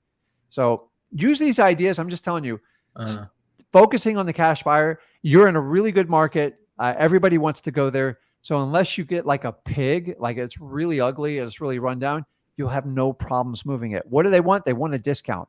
So they're going to go look on MLS and they're going to look on like Facebook Marketplace and Craigslist. And if your stuff's cheaper, everyone's going to run to you. All right. And you don't need to give stuff away. Just talk to your dad and he'll walk you through it. Your dad's going to know what a deal is. Your job at 15 is to find the deal because you've got energy, you've got youth. And what do I say? If you're super young, like you are, which is great, by the way. Yeah. You don't have experience. So how do you make up for it? Confidence. Confidence will come from volume, talk to a ton of people, okay, and enthusiasm, okay? You have to have incredible enthusiasm because I will give anybody a shot that shows me they're highly enthusiastic with the mission I want to accomplish, okay? But if you're young and you don't have experience and you're not enthusiastic, I won't even I'm done. Like, it's like, let's go, man. So I commend you because at 15, I did not have your mindset. So your parents have done a good job with what you're doing. So keep it up and go out and find a motivated seller. I will. Okay, man. Good talking to you, man. All right. Thank you. Later. Okay. Okay. Let's see here. Hey, Joshua, come back to your computer. I'm about to ready to pull you on. I don't want to pull you up on a blank screen. So I'll wait for him to come up there. I'll take some questions online. Guys, I love wholesaling. Like, there's no other, like, if you can't hear it, I try to be authentic, and Giuliano has it right here. You got to think like a cash buyer. And if you don't think like a cash buyer, especially if you are a true wholesaler and you want to sign your deals, you're going to get killed or you're going to be out of business. It's just the truth. Okay. I love this business, but I've warned about this for 4 or 5 years that this day is going to come reckoning, and it's here. I think it's a good thing, guys. So look at the positive. Like, some of you are like, oh my God, the market's going backwards. Realtors are melting because most realtors, like, don't knock me if you're a realtor on here. And keep in mind, I own a realty company, but most realtors are transaction takers, transaction coordinators, however you want to call it, meaning I got a property for sale. You want to buy it? Okay. They do the negotiations and it moves on from there. Now, that to me works in a smoking hot market, even a good market, but in a buyer's market, they're going to get killed. You're going to see more realtors not renew their licensing fee with I'm not with the NAR, which is I'm not going to say the word. So let's just say they're very controlling in what they do. So as long as they get their fees. So, hey, Joshua, if you want to pop in front of the screen, I will bring you on. If not, I'm going to go on to the next one and I'll come back to you when I see that because you've been patient. I'm trying to take everybody in line here. So let's take on old reliable Jason. What's going on, man? I can't hear you. Now it looks like you're unmuted, but I don't hear you. I see your earbuds in there. I'll hold on and I'll look at questions online while you do that. Can you hear me now? I can hear you now. Now you look like right. an AT&T operator, or you look like the guy from NSYNC, man. See, now I'm really showing my age at 53, right? NSYNC. I know who Everyone's NSYNC like, what is. the hell? You talking about your kitchen sink, or it's a boy band, man? But I'd rather go with the Beastie Boys if I had to go with it. What's going on, man? So, Not guys, much. if you don't know, like Jason, how long have you been doing wholesaling now with us? I mean, I've been watching you guys for probably like a year now, but I didn't really start taking action for. I probably started taking action like 2 or 3 months ago, something like that. So Jason, I like to use this as like a learning moment. So when Jason started out, always had a great attitude, was willing to do whatever he had to do. Yes. But you go through the trials and tribulations, and the really cool thing about it is he usually comes on here and brings a deal. He goes, I tried this, it didn't work. Do you have any ideas? I got to meet with her tomorrow. When you guys bring me that stuff, man, it's like, that's the perfect scenario because I truly think I can help people the best by doing that, because I'm one of these guys that I can talk theory all day long, but like it gets boring. Like, yeah, so when you work on something, actually you work on a problem and you solve it, and then he can come back in a couple days or even a week or two later and go, hey, I tried that. And you're going to say, dude, that worked awesome. And you go like, it bombed. And that is the truth of wholesaling, guys. It's everybody wants this perfect offer and stuff like that. You have to massage it and play with people and stay in the game without getting kicked out the door. So what's going on, man? So I appreciate you coming on because like you're an open book. Like you share it. You've shared your successes and your failures. Absolutely. And like you're still very early. And what do I tell everybody in wholesaling? If you can hold on for 2 years, you're going to open up worlds you never even knew were possible, because wholesaling is opening up. Like I have so much going on outside of wholesaling. But without wholesaling, none of this would have been possible. I couldn't get the cash to buy the other assets I want to do. And then I'm constantly learning from other people. And like wholesaling has made me a sponge. Like, yeah. And I'm 53. So I just talked to a 15-year-old, which is amazing. I heard that. And then I'm talking in between. It's like, I kind of feel like somebody said the other day, it's like you're teaching your son all over again. I go, yeah, but it's just like, instead of teaching my son, I can teach hundreds of thousands of people and get them through that curve. And the reality is, I'm going to tell you, most of you aren't going to make it. I don't mean to be brutally, it's the truth. The ones that make are the ones that actually take the effort and contact as many sellers as humanly possible, and they keep going no matter what. So there's a good analogy, right? And I'm going to go, all right. So let me ask you, in the comment sections, do you consider your guys a hard worker? If you're a hard worker, let me know in the comments. And then after I'm done with Jason, I'm going to follow up on with you and kind of tell you my thoughts. So everybody likes a hard worker, right? Everybody thinks they're a hard worker. Let me know if you're a hard worker in the comments. What's going on with you, man? I like to think I'm a hard worker. I'm holding on. I'm holding on, Rick.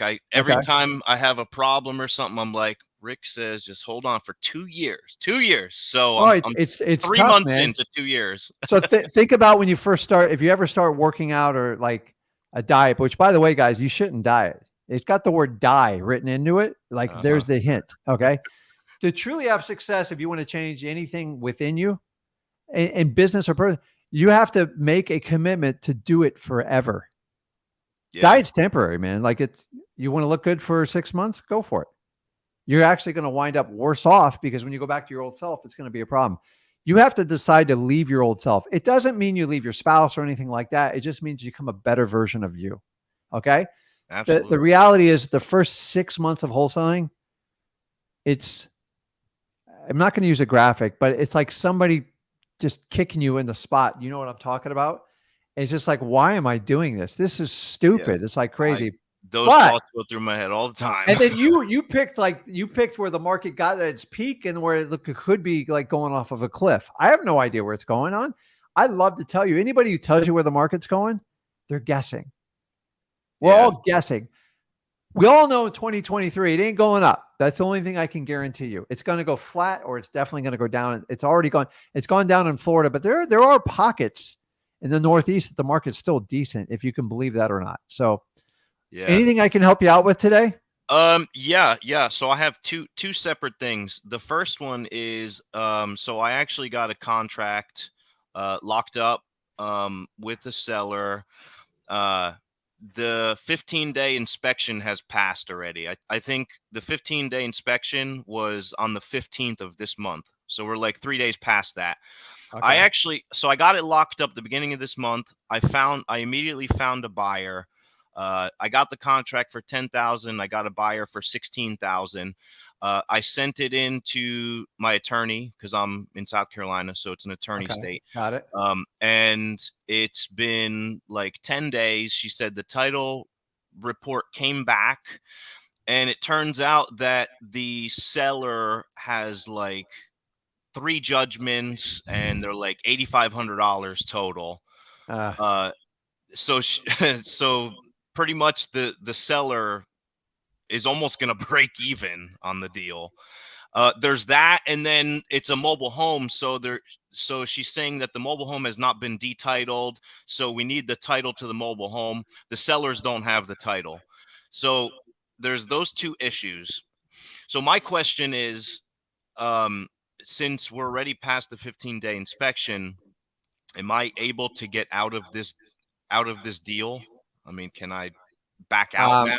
Okay, hold on here. Let me remove this. Hold on. Yes. So in your contract, they have to give you clear and free title. There's no clear and free title here. So listen, there's just some things you can't fix in life. Like this happens all the time to me. Like the worst ones you get are when they're like federal liens. Like you have to have I've had conversations with people like, you owe the federal government like $380,000. Your house is worth $150.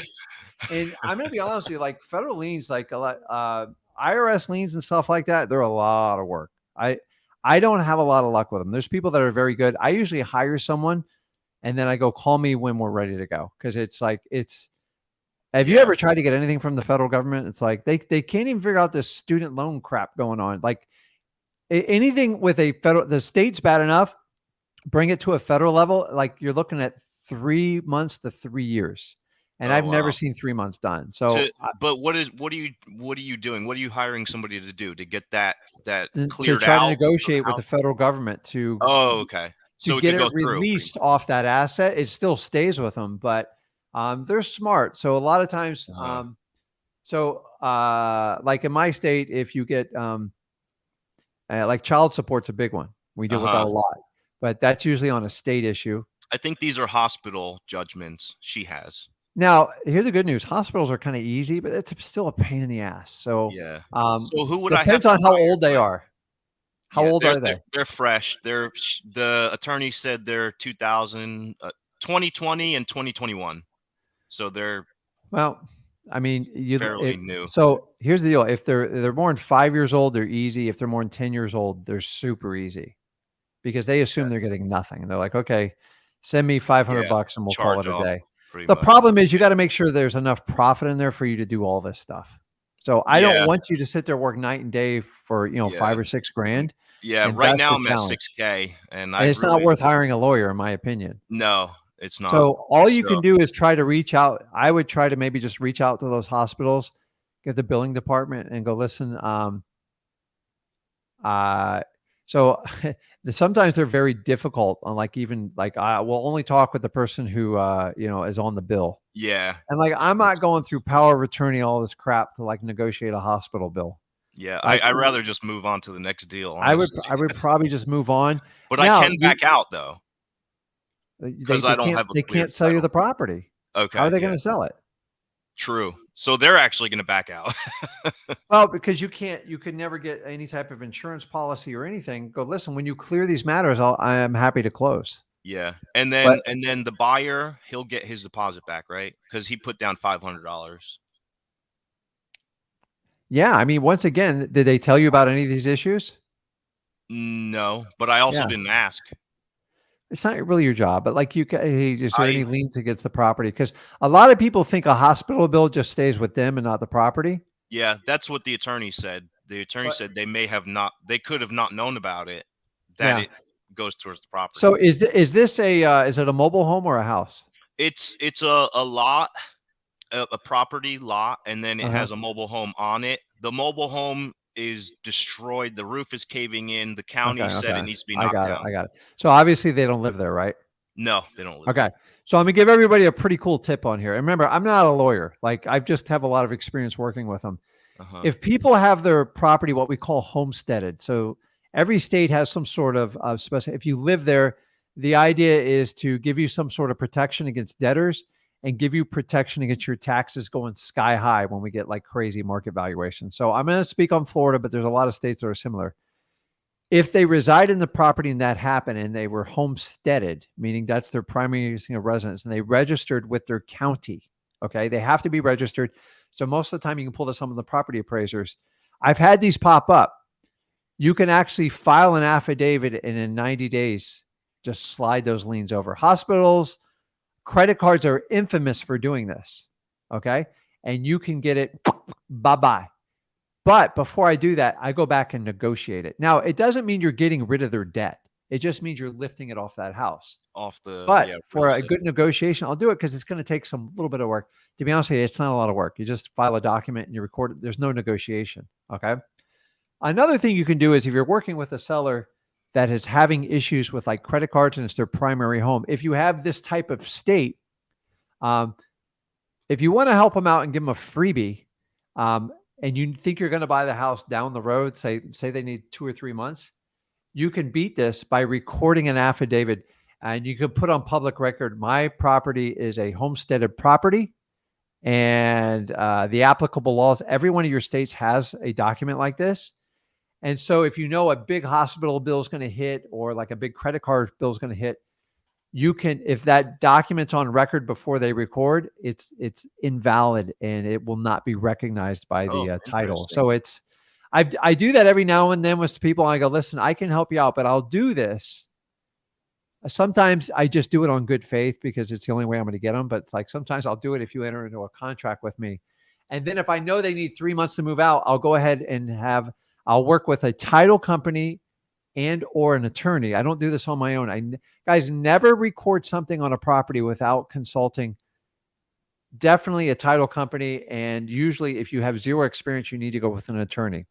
And for the record, if anyone's talking you doing a power of attorney, doing some cute little technique so you can get around wholesaling, There's a reason the word attorney is on the end of that. You need to consult one, because do you know if you record something on public record and it screws over the seller, meaning they actually have damages because they can't sell their house, or you cause them hardship, they can sue you for everything you're worth. Oh my And God. by the way, they ain't coming after your Yikes. company only. They're going to come after you because it's defamation of title, and it's reckless. And you decided to do this on your own without the consent of them, and you went ahead and did it, and then you never consulted a lawyer or any professional, then you're going to be held liable for damages. And I'm just telling you, I got attacked on this once, and I was wrong, and I settled and I moved on, and I learned my lesson. So everybody goes, record an affidavit, a memorandum of equitable interest. I'm telling you guys, if you do not know what you're doing,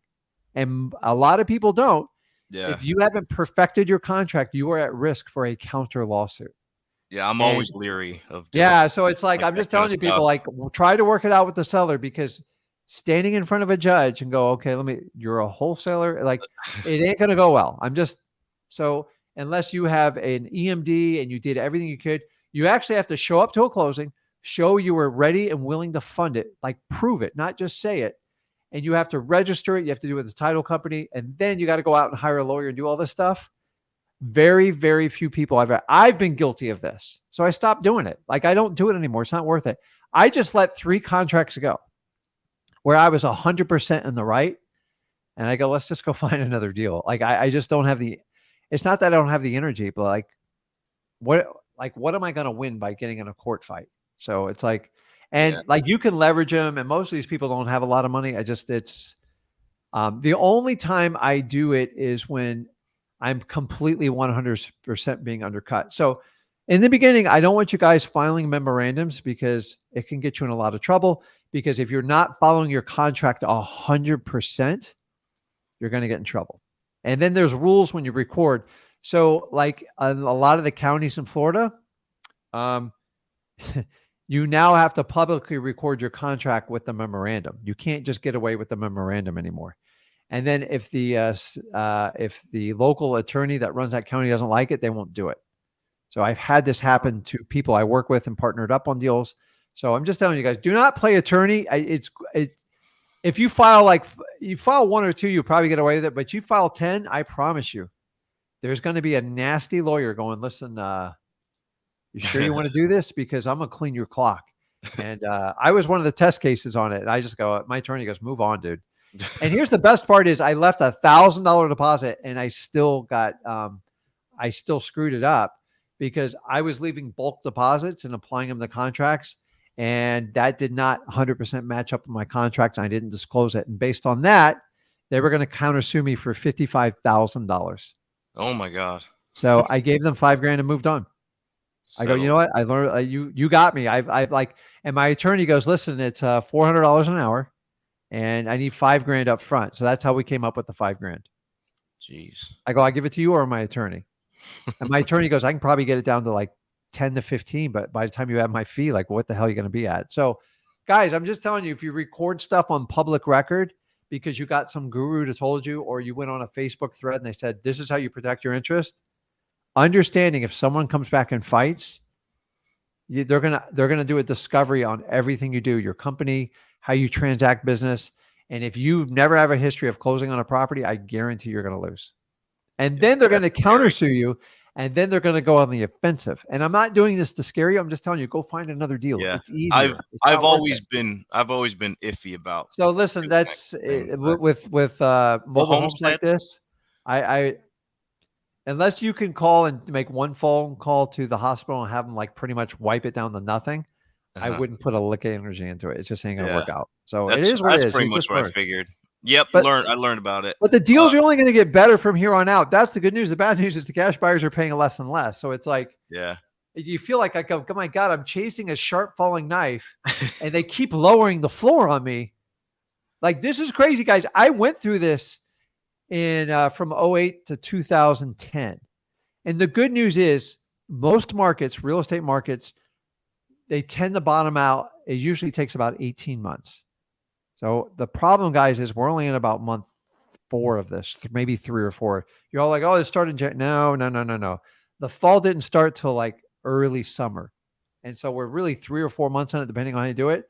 So we have another year and a half easily for a drop. Now, that's just an opinion. That's not a fact. So I don't know doing it. So just guys, just be very careful with it. So I wanted to ask you about that. So okay. I got the answer to that. And then just really quick, I'm working on another deal. Well, not working. I got in contact with them. So it's two brothers. So two brothers are on the title to the property. It's a house. It's not a mobile home. And one of the brothers died. Okay. So the brother who's still living wants to sell it. It hasn't been through probate or any of that.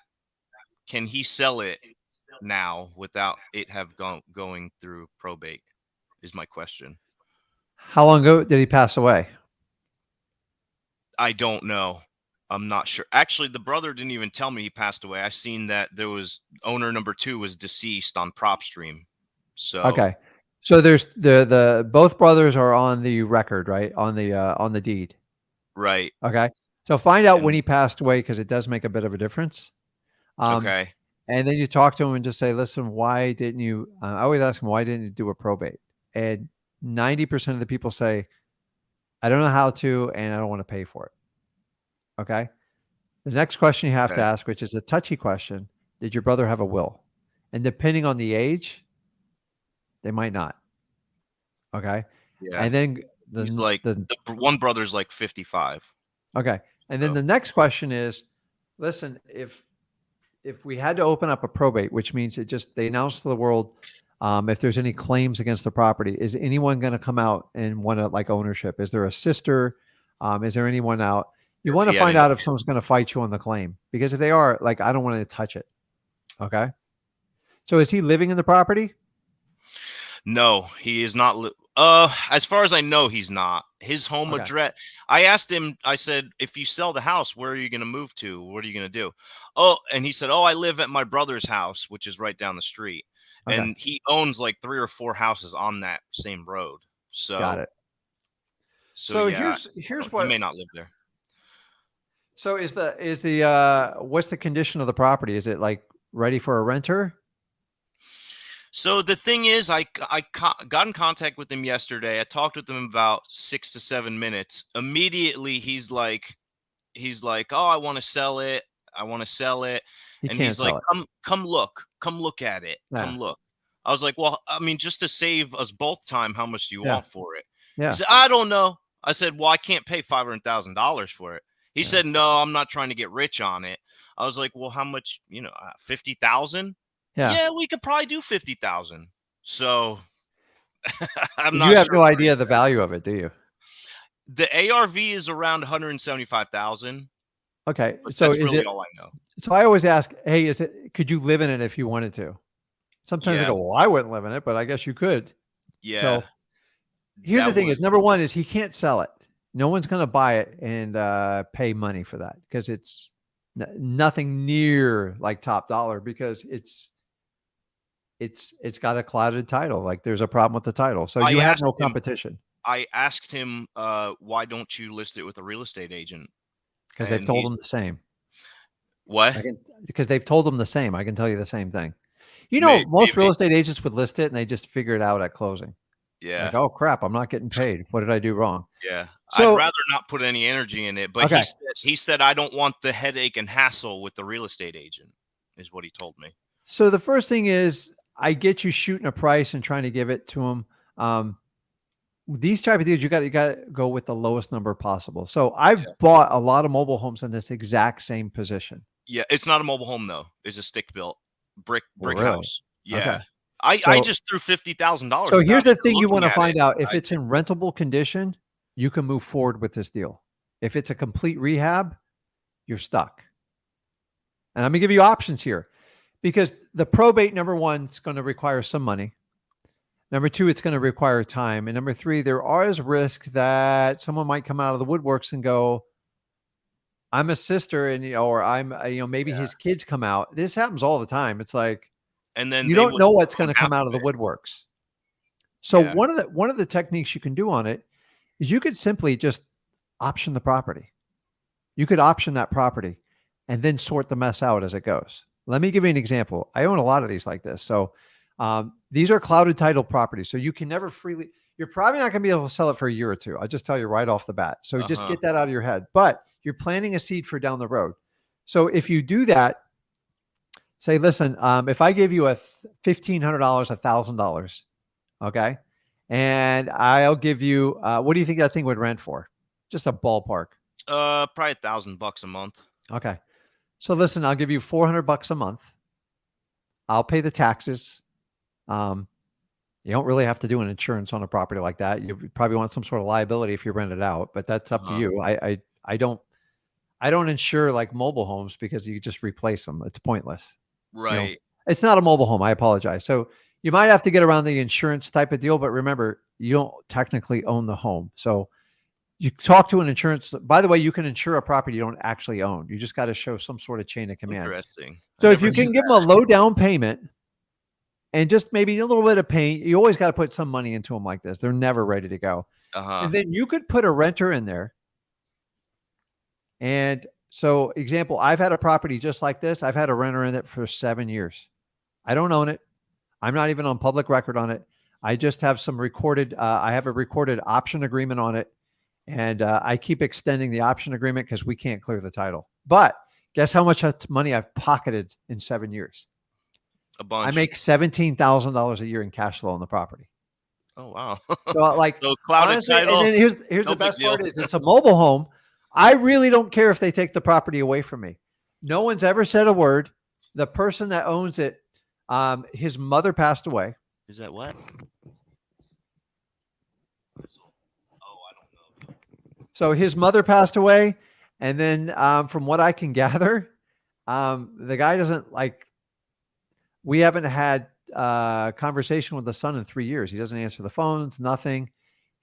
And I send him a payment every month and he doesn't cash any of them, but I'm living up to my end of the obligation. So I've talked to an attorney. He's like, listen, he goes, are you cash flow positive? Yes. He goes, if someone sues for this property, are you okay losing? I go, yeah, I'm fine. He goes, okay. He goes, give it another 3 years and we'll apply for quiet title. And he goes, it's going to cost you some money to do that, but set some money aside for me and I'll clear that issue when you want to sell it. Is that like a quit claim? Not a quick claim. Quiet title is when you go to court to dispute the title. And every state has a checklist. So like in the state of Florida, you have to pay, you have to show you controlled and owned the property for at least 2 years. And you have to demonstrate it by paying the property tax, running utilities and taking care of the property and being responsible. Yeah, pretty much watched over the property. So a quiet title is kind of like it's like a probate. You announce to the world, I'm taking ownership of this property. And if you do not speak up, it's going through. If people speak up, then you have a court case and you have a battle. Yeah. So I only take quiet titles when nobody shows up. I have to know. And I do my homework. I tell the attorney, I go, I'm 90% probable no one's going to show up. He goes, well, it goes on public record and it's announced to the world. You better make sure you're accurate. I go, I'm going to take that risk. Yeah. And that's how I do it. In the meantime, you just lose the property, right? I lose it. But the key is if you're cash flow positive, who cares? It doesn't matter. You've already made money. Are you on public record as the owner? No. So you can simply, you can have an option agreement and go, listen, I'll give you $1,500 for the right to buy this property. And then I'll cash you out. And I have up to 5 years or 10 years. You don't know how long it's going to be, but you have to cooperate with me in doing a probate with your brother. Now I'll pay for the probate, but I'm going to clean the property out, rent it out, and I'm going to use the cash flow to pay for it. He might not cooperate and do that. That's what I find. That's what happens sometimes. I met a guy who owns it was like 15 or 20 properties with clouded title. He goes, no one's ever asked me a question. I just rent the property out. Now he did a little bit shady. You got to go on. You got to like cover your butt in case it ever comes do it back. legitimate. Like, who cares, right? Yeah. People forget about properties all the time. Okay. So if I did an option agreement, I would set it up in like an LLC that is like a crash and burn one. I would set it up. I would never do any other business in it. And that's it. I'd open a checking account and make sure the money goes in and out of that. And then I would let the money build up for a year or two. And then after a year or two, I'd start drawing on it just as like a paycheck, whatever you want to do. And don't put a ton of money in the property. That's the key. If you put a new roof on it, new AC and all that, and then it gets taken away from you, it's going to hurt. So it gives you option. It kind of gives you leverage on the property when you do that. Does it make It's sense? yeah, it definitely makes sense. Actually, this kind of goes along with the 2 videos you just made, the part 1 and part 2. Yeah. I just watched all those. Now, So if you give the guy 10, 20 grand, you're at risk. So it's like for a yeah, small payment. yeah, Now you have to figure out what you consider a small payment, because the reality to move a renter in there, you got to figure out what it costs to like get it up and running. Nothing's cheap anymore. And then most people give you first, last, and security. So yeah, 3 months. Yeah, you got to make sure, like, I can't give you more than that. Like, and the reality is no one's going to give it to him because he can't do it. And the property's sitting right, around doing nothing. So why exactly. don't you just take the cash flow on it and make it work? Now he could say, well, I'll just rent it out myself. If he wanted to do that, he probably would have already done it. He doesn't want the Already, headache with it. yeah, So maybe you can, instead of 400, you give him 500. So leave a little room to negotiate it and move on. If it doesn't work, that's it. If you remove your emotional attachment to the yes, it's not that you don't care, but I'm moving a business, I'm going to move forward. So, right. but you collect 3 or 4 of those over the years, man, does it add? So the one I bought it for 20 grand. It's worth 125,000. Actually, after year 5, that's what it was worth. Is that And the quiet title one? yeah, And I've you had it ended for up 7. getting it? Like Yeah. nobody objected? No, I haven't got through the quiet title yet. We still have Oh, some issues, but I don't care. yeah. I'm If it generating works, it works. If not, oh well. $17,000 a year. Do Yeah, you think I give a crap what the house is worth? I don't care. yeah, yeah. True. Plus, the land's under it, which is more valuable than the mobile home. So, like, sometimes, guys, there is a big run up in short sales, and I didn't participate because I didn't understand it. People are controlling 50 to 100 houses doing like these types of techniques. Now, you got to be careful when the bank's involved because they can come after you for equity skimming. So I'm not recommending that. But if he's okay with it and he's doing nothing with the property, dude, you're approaching a terrible market. This has got to be a no-brainer. And if you got to work too hard for it, but you kind of have to take a look at the property, because the question comes in, if the property needs 10 grand of rehab, you're like, it might. It may. So ask them before you waste your time on it. The one you were talking about, the quiet title, that was a mobile home you were talking about? Mobile home. I take risk on mobile homes all the time. The quiet title was for the mobile home or the property? The land. So the mobile home is like a car parked on the land. That's how it works. Right. So you have to register the mobile home at the DMV. I've done this with houses too. So now I did do a quiet title and got everything done in 4 months, only because I did all my homework. I knew it. And I regret selling that property because I could have bought it. I bought that property for 30 grand. It's worth 350 today. And that was probably 4 years ago. But I never regret the properties I sell because I always have a replacement coming up. Yeah. So, but the thing is, when you're doing it, you go, oh my God, I didn't. If you can minimize your risk and make positive cash flow, go for it. What are you really risking? Think about it. But the problem, most of these houses, they need a ton of work. Yeah, it probably does. And if it needs a ton of work, you got to okay, I got to figure this out. The option, and it goes through probate and everything works out, then I could just wholesale it at the end, right? Correct. But you're going to it's going to take some time to do the probate. Number one, use the cash flow from the property to pay for it. And number two, it takes time to go through the court process. So you don't want to own it and like be bleeding on the property. So if you can stick a renter. Now, if you can't put a renter on there, you just try to work them out and go, listen, if he gives you a smoke and deal, you could do a probate, but like, you're going to have to get some information on the brother, and it's going to get like, you got to ask some sensitive questions. There's no way around it. Yeah. Yeah. So I'm going to ask him why he didn't do a probate yet. Did his brother have a will? Yeah. And what was the third question you said? What's the condition of the property? Okay. And in the area, AC, everything else, and kind of figure it out from there. Okay. Okay. All right. Cool. I appreciate it, Rick. Thank you so much, man. I will definitely problem, let you know. Have a good weekend. I will, man. I'll talk to you, man. Thanks so much. Bye. Okay. So I want to share this with you guys real quick. And then Joshua, I'm coming to you because you've been very patient, but you left the screen. Now I didn't want to bring on a blank screen. So, okay. I see you smiling. So, okay. Let me do this real quick. Man. Oh man. Where is it? Oh, okay. Let's see. Okay.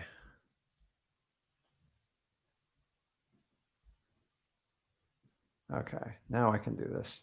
So remember how I was talking earlier about, are you a hard worker? So please put in the comments if you are a hard worker, and I'm gonna teach you. I'm just gonna share with you what I've kind of learned about this. So, and this is good stuff. I can't get it to pull up. I'm not gonna waste time on this. Okay. So those of you say, who thinks they're a hard worker? Actually, I'll bring Joshua. Joshua, what's going on? Not a whole lot. Just Hey, hanging in Joshua, there. are you a hard worker? But I would assume so. It Okay, kind a of little more comes with the family enthusiasm on it. name. Okay. So here's what I've learned with hard workers. Okay.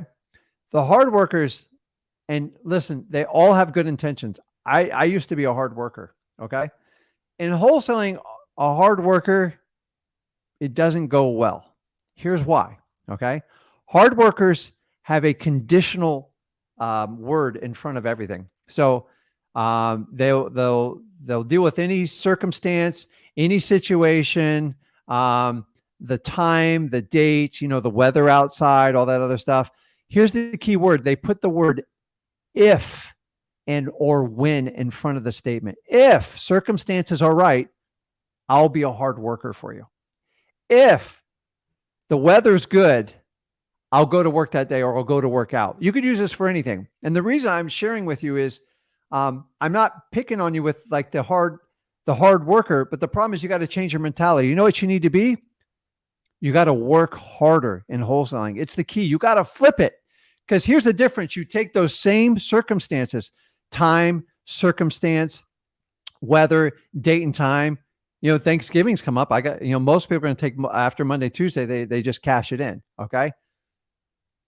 A work harder person says, no matter what, I'm going to do this, this, and this. It's not negotiable.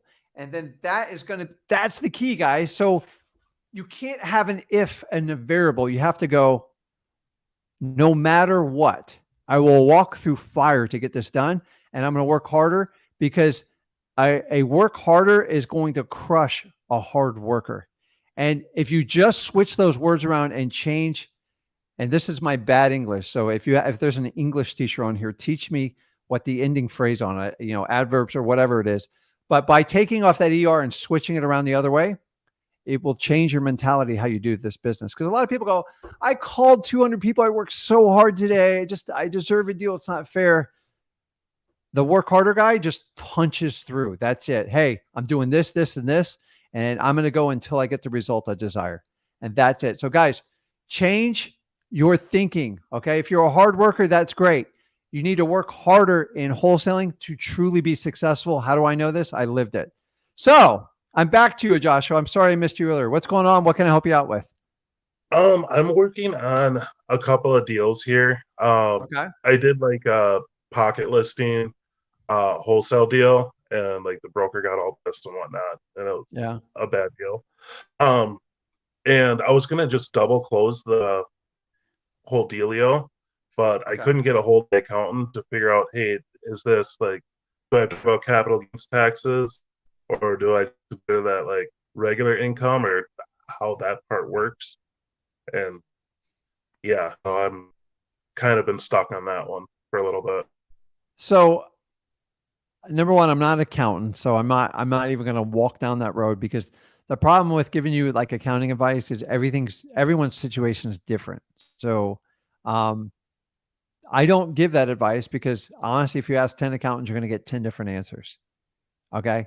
I've had to deal with these own battles with my accountant guys. So it's, the IRS are funny people. Like, there's no other word to put it. So it depends on, if it's your primary source of income. It depends if you've set up a C corporation or you're running an LLC. Do you have an S corporation? There's so many variables. I can't answer that question for you, because I'm going to walk you down I'm going to give you bad advice, because I leave it to the professionals to tell me how they want to answer it. What you got to do is figure out how to coordinate the deal so you can make a profit. Okay. And hopefully there's enough profit to pay for even your worst tax situation. And I have to leave that part at that, because it's just going to go, we're going to go down a rabbit hole and we're not going to get anywhere. So what's your other questions I can help you out with? My God, I guess that was kind of like my biggest one.